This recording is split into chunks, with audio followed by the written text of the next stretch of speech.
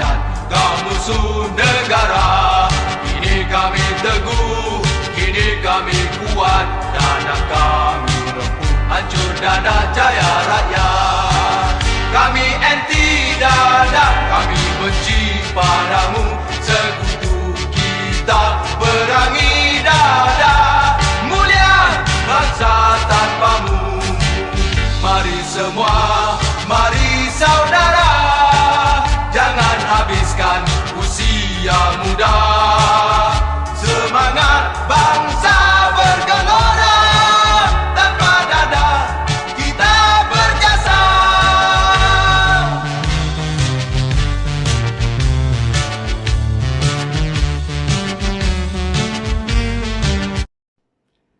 Assalamualaikum warahmatullahi wabarakatuh dan salam sejahtera. Syukur Alhamdulillah kehadirat Allah SWT dengan kurnia limpah kurnianya dapat kita berjumpa lagi dalam program pendidikan pencegahan dadah dan jenayah bagi tahun 2021. Anjuran Unit Bimbingan dan Kaunseling dan Unit Disiplin SMK Taman Semarak. Baiklah, sebelum kita pergi dengan lebih lanjut, izinkan saya memperkenalkan latar belakang program kita dan slot pertama kita daripada 10 slot pada hari ini. Pandemik COVID-19 yang melanda seluruh dunia telah memberikan banyak kesan kehidupan kita. Tidak kiralah selain pandemik COVID-19, negara kita juga sering diancam oleh berbagai masalah sosial. Daripada dahulu lagi kita ada masalah tekanan jiwa, masalah-masalah remaja, tak kira di bahagian mana peringkat pun, dan juga masalah penyalahgunaan dadah. Banyak polisi dan komitmen telah diambil oleh pihak kerajaan di dalam memastikan masalah penyalahgunaan dadah ini sentiasa terkawal dan dapat diatasi. Dan antaranya memperkenalkan Akta Dadah dan juga Dasar Dadah Negara. Dengan adanya usaha kolaboratif yang bersepadu di antara semua badan dan juga unit sosial yang ada dalam negara kita, InsyaAllah kita dapat menggembirakan semua tenaga dan juga usaha kita dalam menangani fokus yang satu ini, dalam menangani masalah pencegahan dadah.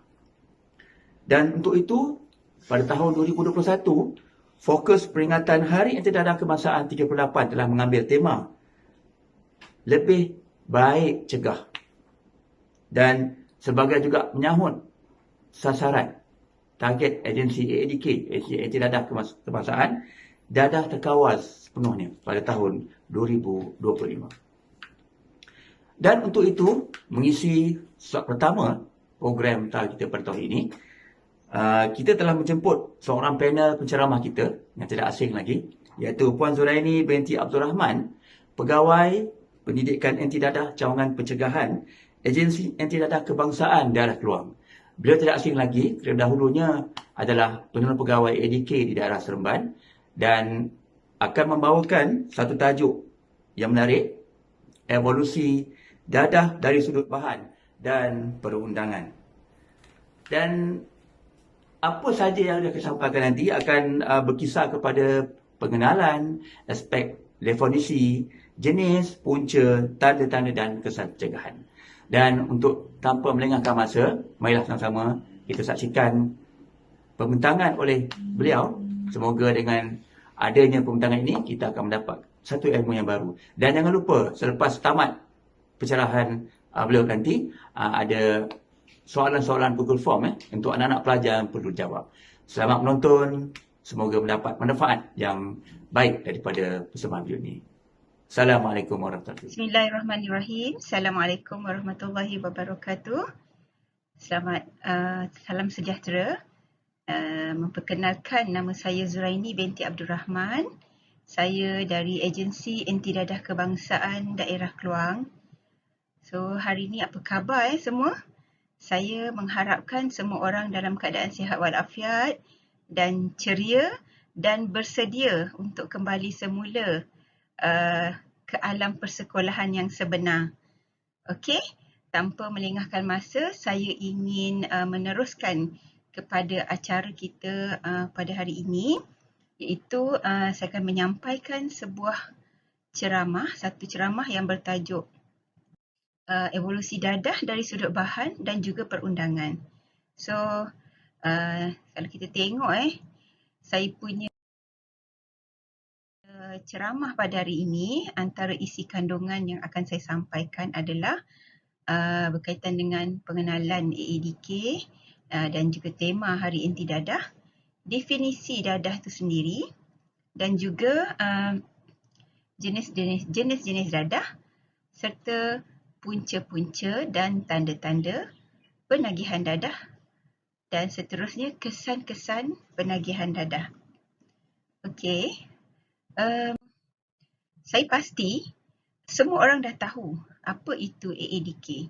Jangan cakap AADK tu agensi air daun ketum itu salah AADK adalah agensi anti dadah kebangsaan yang duduknya di bawah Kementerian Dalam Negeri. Kalau sekolah menengah tak biasa, tak tahu apa itu AADK, macam pelik lah kan. Okey, sesuatu yang agak sangat-sangat pelik sebab AADK ni sangat rapat sebenarnya dengan institusi pendidikan, especially sekolah-sekolah rendah dan juga menengah. Sebab kami ada, selain daripada ceramah dan juga pameran, AADK ada datang ke sekolah-sekolah untuk menjalankan ujian urin. Okey, saya bagi secara ringkas sahajalah. Okey, setiap tahun AADK ada menyambut Hari Anti Dadah Kebangsaan. Setiap tahun Jadi siapa yang tahu bilakah tarikh Hari Anti Dadah Kebangsaan disambut?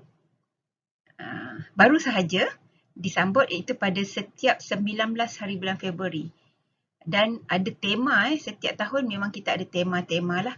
Okay, untuk tahun 2021 ini, temanya adalah apa dia? Ini dia, lebih baik cegah. So, lebih baik cegah. Semua orang tahu kita nak lebih baik mencegah daripada mengubati.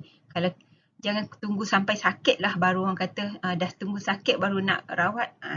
Itu salah lah. So, kita rawat sebelum sakit. Maksudnya kita cegah sebelum terlibat dengan aktiviti-aktiviti salah guna dadah, penyalahgunaan dadah ni. Okey. Apa itu dadah? Saya pasti juga semua orang dah tahu, dah tengok dekat pameran-pameran. Walaupun pernah juga ada yang terlibat sebenarnya. Saya faham, saya tahu dan saya akui memang ada di kalangan murid-murid sekolah yang sudah pun terjebak dengan aktiviti salah guna dadah ni. Okey, kadang-kadang dia tak tahu pun itu sebenarnya apa. Dia tak tahu pun itu sebenarnya dadah. Okey. Dadah ni sebenarnya apa sahaja bahan kimia, sama ada asli atau tiruan, apabila masukkan ke dalam badan manusia. Okey, bukan masuk dalam badan haiwan ni kita cerita pasal manusia. Okey, dia ada banyak cara, suntik, hidu, hisap, makan ataupun sapu. Akan datang akan lagi advance lah kan. Okey, dia boleh mengubah fungsi tubuh badan seseorang manusia dari segi mental dan juga fizikal. Okey, jenis-jenis dadah yang kita ada dekat dalam dunia ni dan ni saya cerita ni popular dalam negara kita adalah jenis cannabis, opiat, depressant dan juga ATS. Okey. Okey, cannabis yang saya pergi kepada yang pertama iaitu dadah jenis opiat. Opiat ni opiat tu dia punya keluarga opiat. Dia ada candu, heroin, morfin dan juga kodin. Candu ni datang kan? Okay, candu ni berasal daripada sejenis pokok yang bernama popi. P-O-P-I. Bukan kopi popi. Popi ni pokok popi tu dia diambil daripada getah pokok popi, diproses dan dijadikan candu. Candu ni zaman dululah. Sekarang dah sebenarnya jaranglah orang ambil. Saya tak pernah jumpa lagi lah orang kata saya ambil candu. Tapi kalau kita biasa dengar orang kata kecanduan. Kecanduan tu maksudnya ketagihan lah. Ketagihan kepada dadah. Okey. Candu dia bentuk dia melekit. Fizikalnya nampak macam gelap, hitam, melekit. Okey. Dan biasanya bila diproses, dia akan menghasilkan sejenis dadah yang dinamakan morfin. Biasalah saya aksiden dulu, adalah doktor bagi saya injek saya morfin. Itu memang ada, saya tak nafikan, tapi apa yang saya ceritakan sekarang adalah berkaitan dengan salah guna. Ini salah guna, bukannya untuk perubatan. Itu sebab kita kata dadah ni kalau digunakan untuk tujuan perubatan, itu bukannya ketagihan dadah, itu memang untuk tujuan perubatan. Tapi kalau diambil dadah semata-mata untuk rasa hayal, untuk mendapatkan rasa steam, itu memang salah.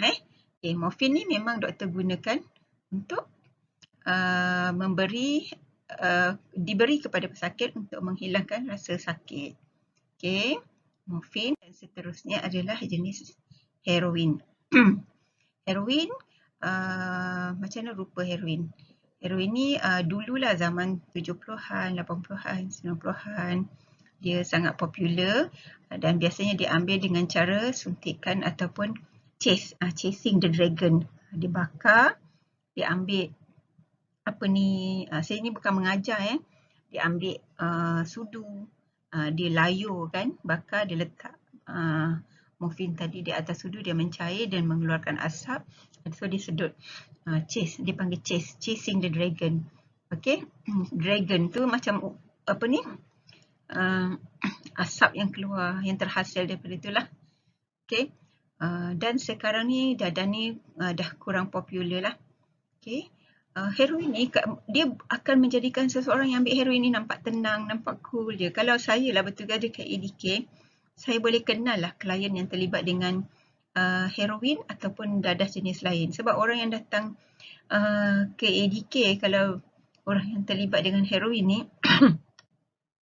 maafkan saya, dia jenis orang yang sangat macam cakap pun macam meleweh-leweh macam tu kan. Pandai pandai menyusun kata, macam Allah nak cakap macam mana tapi dari segi fizikal ni memang kurus, hidung berair, kalau dia macam dengan ketagihan kan, mata dia merah. Itu dadah yang seterusnya, heroin.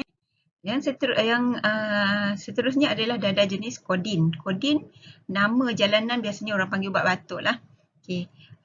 Ubat batuk bukannya macam saya sekarang batuk, kalau saya ambil ubat batuk, bukanlah kodin yang dimaksudkan tu. Kodin yang biasanya diorang ambil ni dicampurkan dengan bahan-bahan lain seperti pil kan, untuk mendapatkan rasa hayal. Memang apa-apa dadah yang diambil ni memang tak ada untuk kegunaan lain melainkan untuk dapat rasa hayal ataupun memberi tenaga yang ekstra. Sebab dia kata ataupun nak menghilangkan rasa sakit. Ini yang saya nak cerita. Dadah jenis cannabis yang sangat-sangat popular dalam kalangan pelajar-pelajar sekolah menengah especially. Kenapa saya kata macam ni? Saya bertugas dekat ADK ni tahun ini masuk tahun ke 14 tahun saya bertugas di ADK. Ramai pelajar-pelajar sekolah yang kami pergi dan menjalankan ujian urin di sekolah-sekolah yang terlibat dengan dadah jenis ganja ni. Sebab dia rasa ganja, tak ada apa cikgu, ganja, kami hisap macam rokok je. Betul, yes, betul. Dia hisap macam hisap rokok dan kadang orang tak tahu dianiaya kawan yang diingat dalam tu tak ada ganja pun. Bila diambil, dihisap rokok, bila urine positif, barulah dia tahu, oh patutlah hari tu saya ambil rokok, lepas tu saya rasa macam lain macam. Rasa rokok yang saya ambil tu tak sama dengan rasa rokok yang biasa saya ambil. Biasa tak situasi macam ni berlaku dekat sekolah? Ni pun dah lama kan, tak lama dah nak sekolah. Biasanya, pelajar-pelajar sekolah menengah yang saya tengok lah, sebelum masuknya pagar sekolah pada waktu pagi tu, sebelum masuk waktu sekolah, dia akan berkumpul dulu. kumpul dulu kat luar, dia hisap rokok. Let lu, let lu, sap kok lu, kata dia. Okay, hisap. Mana dia tahu kawan dia dah masukkan sesuatu, bahan asing ke dalam rokok tadi. Bila dia hisap, barulah dia tahu rupanya ada ganja. Okay, ganja ni dia boleh menyebabkan awak rasa macam sangat bertenaga, rasa macam nak tidur pun je, kuat tidur, kuat makan, asyik lapar je kan. Okay, dan nampak mata lah, mata dia akan jadi merah. Dan dadah ganja ni, dia ada nama-nama jalanan. Ada orang panggil apa? Awak tahulah, ada yang panggil weed, ada yang panggil sayur, ada yang panggil dam, bal, apa lagi nama yang ni cannabis ni lah, cannabis sativa. Tapi kalau macam biasa ataupun dipanggil juga marijuana. Dia punya spelling marijuana, tapi biasanya kita tak panggil marijuana, kita sebut marijuana. Okey, ini dadah jenis cannabis. Dia akan berada dalam badan awak. Kalau awak terlibat dengan dadah ni, dia melekat dalam lemak-lemak perut. Okey, so kalau dah sebulan lepas ambil ganja, tak mustahil bila kita urine masih lagi positif ganja. Okey, dadah seterusnya ini adalah daripada jenis amphetamine type stimulant, ATS. Itu pada syabu, ecstasy, pil kuda dan juga Aramin 5. Syabu ini yang kita risaukan sebab ramai remaja-remaja terlibat dengan dadah jenis syabu. Okey. Syabu ni dia kata ambil syabu sebab apa? Saya nak mendapatkan tenaga. Saya pernah jumpa seorang pelajar sekolah tahun 2019.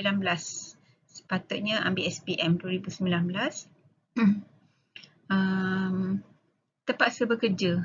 Bekerja bukannya sebab nak sebab family dia tak mampu nak berikan dia makan, tapi sebabkan dia rasa macam nak dapat duit. Ini ramai sekarang yang suka buat part time kerja untuk nak beli iPhone. iPhone 12 lah. Okay. Nak beli iPhone, so dia pergi kerja, balik sekolah, pergi kerja sampailah pukul 12 malam ataupun dia balik pukul 2-3 pagi. Pukul 4 petang masuk, balik pukul 3 pagi. So mana tenaga? Besok nak pergi sekolah lagi. Jadi saya ambil syabu, cikgu.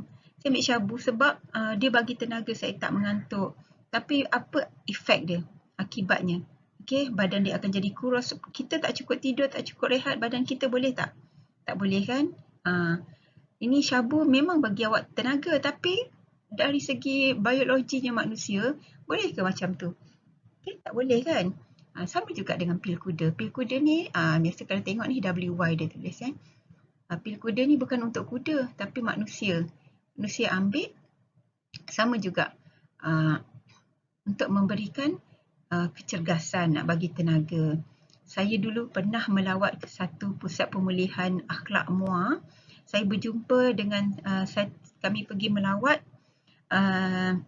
pusat pemulihan akhlak MUA. Itu khusus untuk remaja yang kita pergi tu. Ada seramai, tak silap saya, 20 orang banduan lah berada di situ. Banduan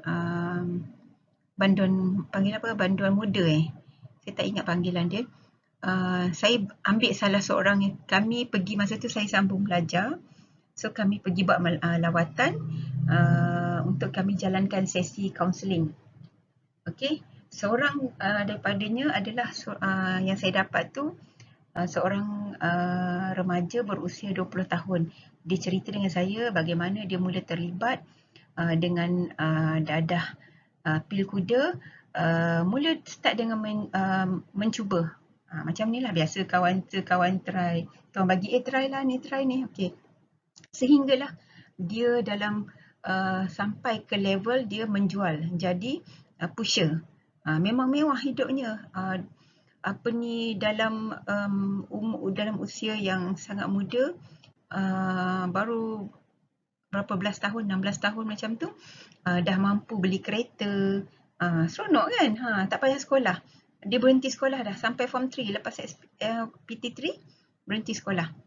pergi enjoy dengan kawan-kawan, pergi clubbing, bawa girlfriend dengan kawan-kawan semua, pergi seronok kan, apa nak fikir kan, duit ada banyak, offer, kawan-kawan pun ramai datang, sebab kawan-kawan ada bos belanja. Okay, sampailah dia ditangkap, masuklah ke pusat pemulihan akhlak, duduklah dekat sana. Okay, tak seronok sebenarnya. Apa yang awak dapat seronok sementara je. Okay, yang seterusnya adalah pil ekstasi. Sama juga. Saya tak faham lah sekarang ni, ramai sangat pelajar-pelajar sekolah yang tak minat bersekolah. Sepatutnya di usia dalam usia persekolahannya sepatutnya, tapi tak minat bersekolah. Kenapa? Tak minat sekolah? Tak tahulah, boring cikgu, pergi sekolah boring.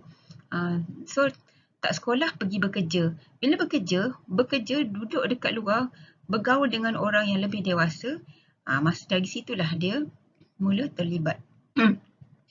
Okey, yang seterusnya ini adalah Aramin 5. Okey, semula saya nak cerita semula ekstasi ni. Ekstasi ni dipanggil juga pop. Harganya sangat murah sekarang. Saya pernah jumpa dengan seorang klien saya yang ditangkap dalam satu parti, private party. Dia kawan-kawan ajak pergi parti. Dia pun tak tahu pun. Ini perempuan kawan lelaki ajak. Bukan boyfriend pun, kawan-kawan ajak pergi. Dia ikut je sampai dekat situ. Diberi pil ekstasi untuk mereka menarilah dalam satu, dia orang sewa hotel. Okey. Sampai satu masa tu kena tangkap dengan polis seramai 30 orang, semua remaja, umur 20 tahun ke bawah. Sayang betul. Okey.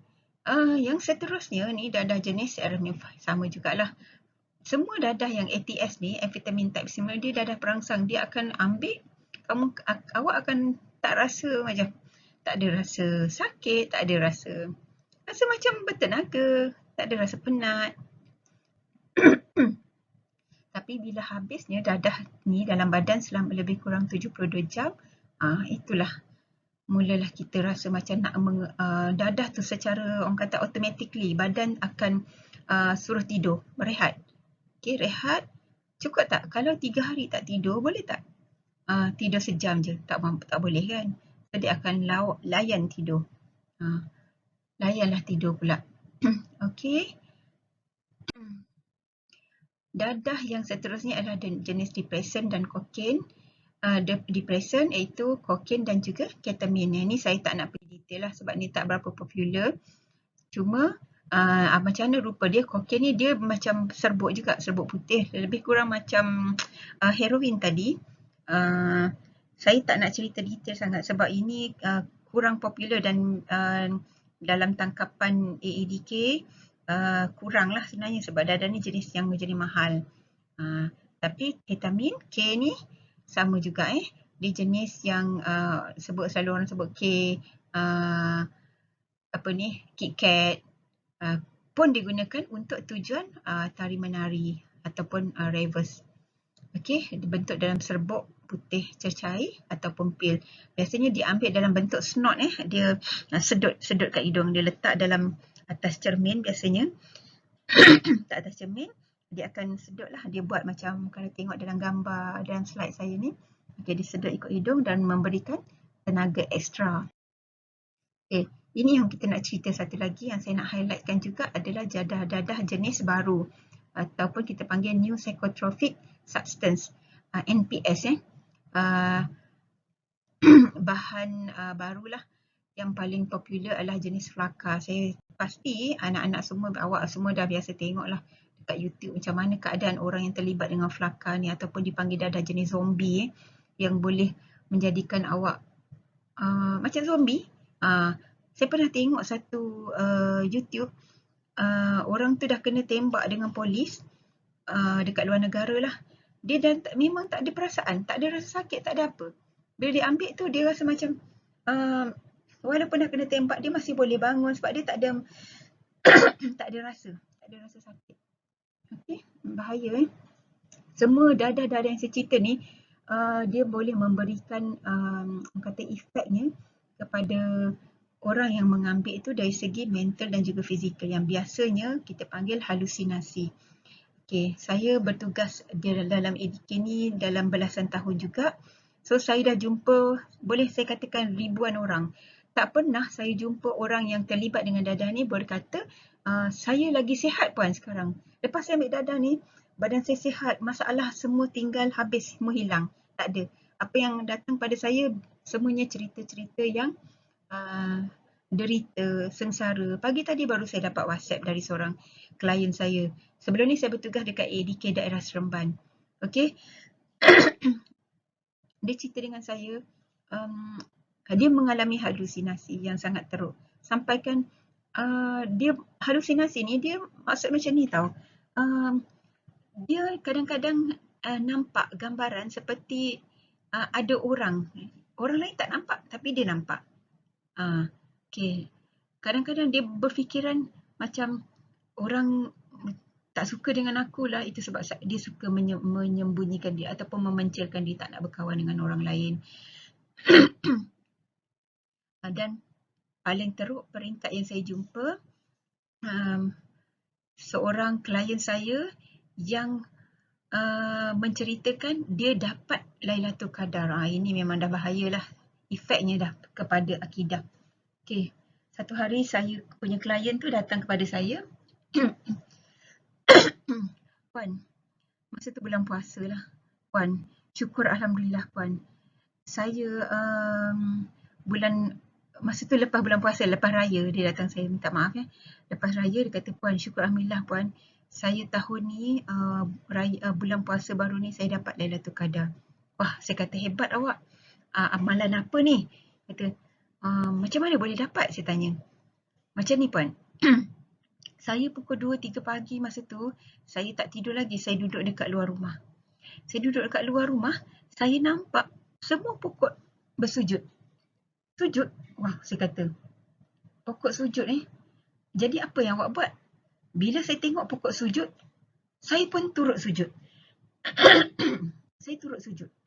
Bila saya sujud, saya bangun daripada sujud, saya nampak bulan. Besar bulan depan mata saya. Saya pun cakap, Alhamdulillah, aku dapat Lailatul Qadar malam ni. Wow, saya kata hebatnya. Jadi selepas awak dapat Lailatul Qadar, apa yang efeknya pada awak? Saya kata, apa kesannya? Sejak dari situ Puan, dia kata, saya boleh nampak pahala. Wah, sampai macam tu sekali. Boleh tak kita nampak pahala? Kita tak boleh nampak pahala. Itu benda yang gaib. Saya, macam mana awak boleh nampak pahala tu? Kalau saya buat baik Puan, saya boleh nampak pahala tu dia akan mengalir dekat kaki saya. Dengar macam kelakar kan, tapi saya kontrol je. Saya tak boleh nak ketawa depan dia kan. Okey. Daripada pertemuan saya dengan dia, saya boleh buat rumusan lah. Saya dalam hati. Saya cakap lah dengan dia. Baru saya tahu rupanya pahala ni dalam bentuk cecair sebab awak cakap mengalir. Betul lah tu Puan. Okey. Itu kita layan lah. Cara kita nak kata melayan dia. Sajalah saya nak tengok dia punya keadaan macam mana. Tapi apa yang saya nak cerita ni, macam mana dadah ni boleh efeknya kepada mental. Boleh memberikan kesan halusinasi dan juga delusi. Pernah satu klien saya sampai ke tahap menggantung diri. Bunuh diri sebab dia dengar suara. Suara tu suruh saya gantung diri. Dia masuk bilik. Dia ada satu tali memang dah ada dalam bilik saya, memang dah ada satu orang kata punching bag. Punching bag lah dia dah gantung. Dia kata saya buka benda tu, saya gantung jeruk leher saya. Okey. Mak dia cari-cari dia tak jumpa. Rupanya mak dia tengok kat bilik dia dah terjerut leher dia, dah pengsan, sempat mak dia hantar dia ke hospital. Alhamdulillah lah, panjang lagi umur dia, sempat lah kan. Tapi satu lagi cerita yang saya nak kongsikan, apa efeknya halusinasi dan delusi ni. Pernah juga family lah datang, Puan, teruk sangat dah anak saya ni, keadaan macam mana? Saya kata kan, kadang-kadang dia berenang dalam dekat atas lantai rumah, berenang. Seolah-olah dia duduk dalam sungai ataupun lautan, dia berenang. Kita tak nampak kan, tapi dia sebab dia halusinasi, dia nampak benda tu. Berenang, lepas tu tiba-tiba dia melompat-lompat naik panjat tangga, ambil tangga panjat naik ke bumbung sebab kata dia ada sesuatu dekat atas bumbung rumah dia. Sangat bahaya. Okey, seterusnya saya nak pergi kepada macam mana saya punya ni macam terlindung dengan kamera ni. Saya off kejap kamera saya. Okey, apa yang saya nak kongsikan adalah di sini. Ini kategori umur yang terlibat dengan dadah ini berdasarkan statistik daripada AEDK sepanjang tempoh Januari hingga Jun tahun 2020. Tahun lepas lah. Kita tengok kanak-kanak umur yang usianya 12 tahun ke bawah, 2 orang. Bukanlah maksudnya budak yang 10 baru lahir dan terus-terus ambil dadah, bukan. Maksudnya dalam range umur macam itulah. Dan yang saya nak fokuskan adalah kepada remaja 13 hingga 18 tahun seramai 1,251 orang. Okey.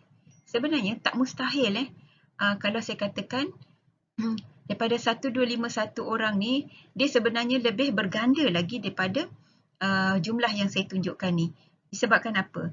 Sebenarnya kanak-kanak berada di sekolah, kita tak dapat nak kesan dia terlibat dengan dadah.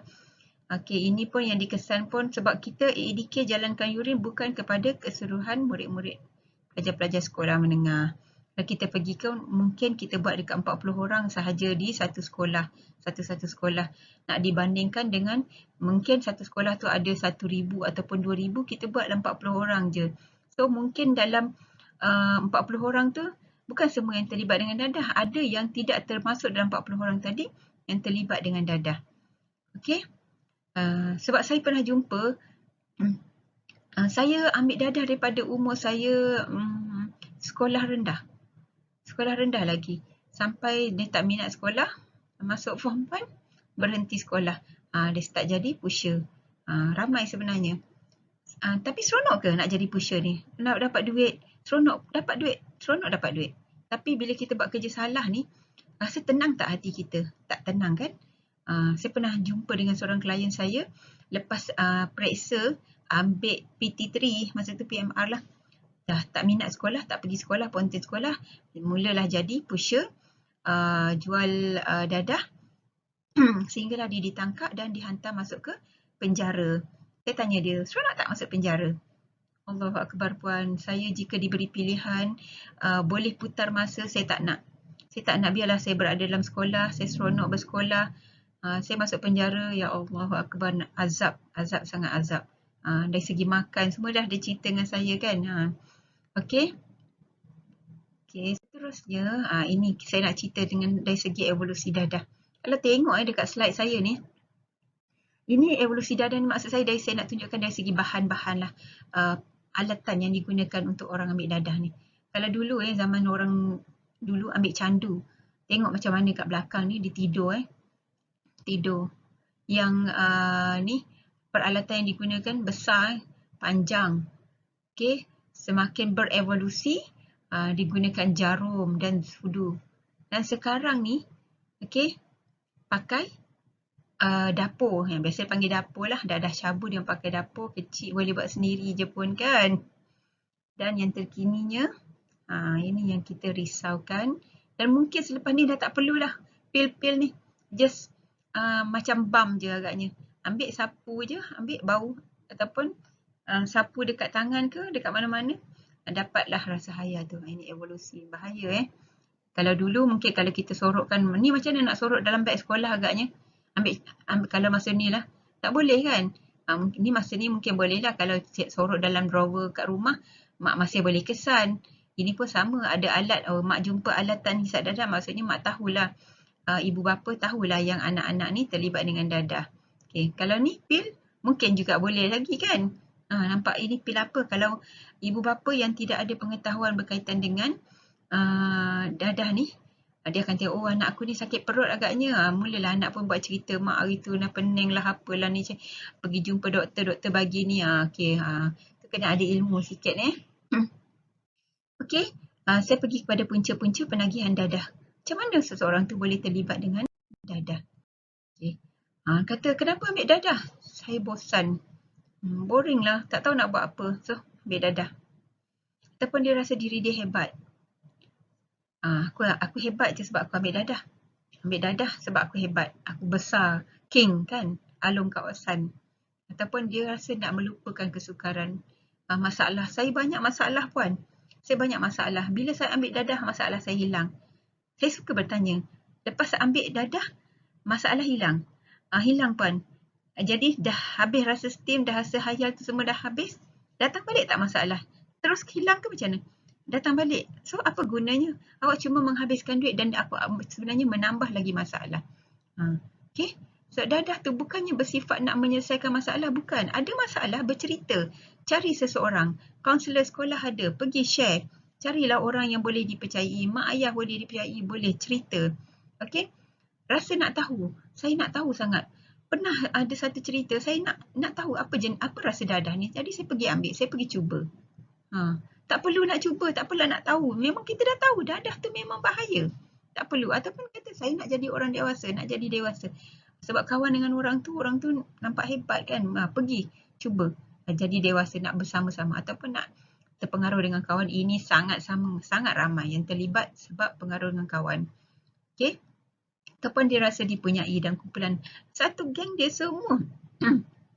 Dalam kelompok dia tu semua ambil dadah. Ataupun semua isap rokok. Takkan saya tak isap dadah. Takkan saya tak ambil ais. Takkan saya tak kena batu cikgu. So dia ambil. Tak perlulah Okey, ini adalah kesan-kesan penagihan dadah. Ini yang saya nak cerita benda yang simple je. Sebenarnya semua orang tahu kesan dia apa. Okey, dari segi kesihatan. Agak-agak family boleh tak? Tak apalah, bangga anak aku isap dadah. Okey je. Tak ada. Saya bertugas dekat ADK. Ramai sangat family yang datang. Bila nak terlibat dengan dadah, dia datang. Puan, anak saya terlibat dengan dadah. Boleh tak saya nak dapatkan rawatan dan pemulihan? Boleh. ADK, inilah satu lagi evolusi yang ADK buat sekarang. Tak perlu nak tunggu. Bila terlibat dengan dadah, tak perlu tunggu nak kena tangkap. Datanglah ke ADK. Mana-mana cawangan ADK untuk dapatkan rawatan dan pemulihan secara sukarela. Okey. Kita buka kepada semua. Tak perlu naik mahkamah, tak perlu nak kena tangkap, tak perlu nak bayar apa-apa bayaran. Semuanya percuma sahaja. Okay, kita ada klinik Cure and Care dekat ADK ni, yang dekat sini, yang paling hampir dekat Johor. Saya tak familiar lagi. Tapi kalau untuk orang yang mengalami masalah mental disebabkan dadah, kita ada di Tampoi. Okey. Kalau family yang macam tu kan nak cerita pasal hilang maruah ni, bila nak terlibat dengan dadah ni, kita ceritalah, okey puan boleh bawa ni. Ataupun dia dah tak tahan, tak boleh puan, saya dah tak tahan anak saya ni terlibat dengan dadah. Boleh tak tangkap anak saya? Saya kata boleh, tak ada masalah. Tangkap. Wah, dia pun sebab nak orang kata nak menjaga maruah diri keluarga ni. Boleh tak tangkap anak saya tapi jangan ambil. Jangan tangkap kat rumah. Dia suruh kita, kebetulan anak dia masa tu kat hospital. Anak dia tak sihat. Dia suruh ADK tangkap anak dia kat hospital. Punya dia nak menjaga maruah diri tu. Sebab dia orang have kan. Okey, sebab tak nak dipandang serong oleh masyarakat. Ini nak kena jaga. Tapi bila terlibat dengan dadah, pernah tak fikir benda-benda macam ni? Pernah tak fikir? Tak pernah. Kan? Bila dah sampai satu masa, dia insaf baru dia kata, kalaulah dia boleh diputar masa, boleh diputar alam ni. Saya pernah jumpa seorang klien saya yang terlibat dengan dadah, yang dah teruk. Dah dapat HIV, dah ada penyakit TB, badan kurus. Dulunya seorang maknya, kan? Sangat teruklah keadaannya sampai saya terjumpa sekali. Tak mampu dah nak dapatkan. Sebab bila sakit ni, macam sebab tu ADK buat kita punya tema hari anti dadah ni. Maaf ya. Tema hari anti dadah kita adalah lebih baik cegah. Sebab bila dah terlibat ni, dah susah nak cegah. Memang banyak. Bila dia terlibat tu, dia dapat HIV AIDS. Untuk nak dapatkan ubat, dia perlu bayar dengan RM800 sebulan. Saya tak mampu puan. Jadi dia duduklah kat rumah. Tunggu masa untuk mati. Takkan kita nak biarkan keadaan macam tu. Okey? Saya memang cerita banyak kalau saya nak cerita lebih panjang ni, tapi mungkin saya ni kalau ni cakap macam bercakap seorang je lah. Kan saya lagi suka bersemuka, insyaAllah ada rezeki bila kita doakan sama-sama supaya pandemik COVID-19 ni berakhir dengan secepat mungkin. Kita boleh berceramah, berjumpa, berkongsi cerita dengan cara bersemuka. Okey? Macam mana nak elaknya terjebak? Okay. Simple je sebenarnya. Elakkanlah perlawanan negatif. Kita dah tahu dah tu benda yang tak baik. So elakkan. Kalaulah kawan kita buat ajak, jom kita pergi buat benda ni, takkanlah kita tak tahu kan. Masing-masing dah berumur, dah orang kata dah boleh menggunakan akal. So boleh tahu yang mana baik, yang mana buruk. Kena bijak memilih kawan. Okay. Bijak memilih kawan ini yang sangat-sangat penting sebab ramai yang terlibat dengan dadah sebab pengaruh kawan. Okay. Isilah masa lapang dengan perkara-perkara yang berfaedah. Banyak sebenarnya perkara-perkara berfaedah. Saya baiklah saya main game puan, saya main PUBG ataupun Mobile Legend. Yes, memang tak salah main daripada saya ni. Memang tak salah. Tapi sekarang ni ada pula ketagihan lain, ketagihan kepada gadget. Kan? Itu pun bahaya juga. Okay, itu ni isu lain lah. Nanti saya kalau nak cerita kemudian Okay. Anti dadah, kami benci padamu.